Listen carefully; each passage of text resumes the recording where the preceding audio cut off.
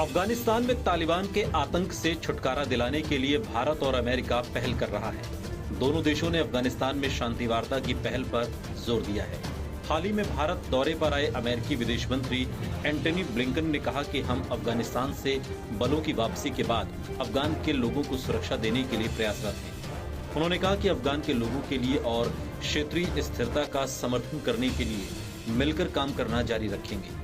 दूसरी ओर भारत के विदेश मंत्री एस जयशंकर के साथ संयुक्त संवाददाता सम्मेलन में अमेरिका की बात का समर्थन किया। एस जयशंकर ने राज्यसभा में एक सवाल पर कहा कि भारत दुनिया में शांति स्थापित करना चाहता है।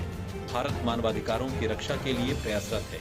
उन्होंने सदन में कहा कि भारत अमेरिका के साथ कई मुद्दों पर चर्चा हुई है। साथ ही अफगानिस्तान में तालिबान के कब्जे की चर्चा भी की गई है। अफगानिस्तान में अमेरिका के साथ भारत भी कदम से कदम मिलाकर चलने पर सहमति बना रहा है।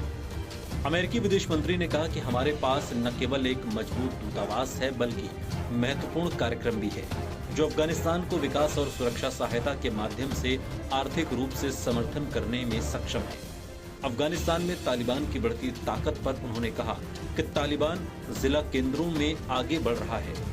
उनके द्वारा अफगानिस्तान में अत्याचार करने की खबरें भी लगातार आ रही हैं। ये बहुत परेशान करने वाला है। उन्होंने कहा कि भारत में वापस आकर खुशी हो रही है। कोरोना ने अमेरिका और भारत दोनों को बहुत बुरी तरीके से प्रभावित किया है। भारत ने हमें महामारी में सहायता प्रदान की, उस सहायता को हम नहीं भूलेंगे। हमने अफगानिस्तान सहित क्षेत्रीय सुरक्षा मुद्दों पर चर्चा की है। अमेरिकी विदेश मंत्री ने कहा कि हमारे साझा मूल्य अमेरिका और भारत के संबंधों को मजबूत करते हैं। हमारे देश की तरह भारत का लोकतंत्र भी अपने स्वतंत्र विचार वाले नागरिकों द्वारा संचालित है। हम इसकी सराहना करते हैं। हम भारतीय लोकतंत्र को एक स्वतंत्र और खुले तौर पर हिंद प्रशांत क्षेत्र में एक स्वतंत्र और खुले विश्व की रक्षा में भलाई के लिए एक ताकत के रूप में देखते हैं।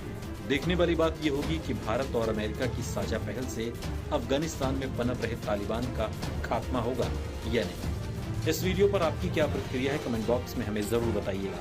साथ ही देश और दुनिया की तमाम बड़ी खबरों की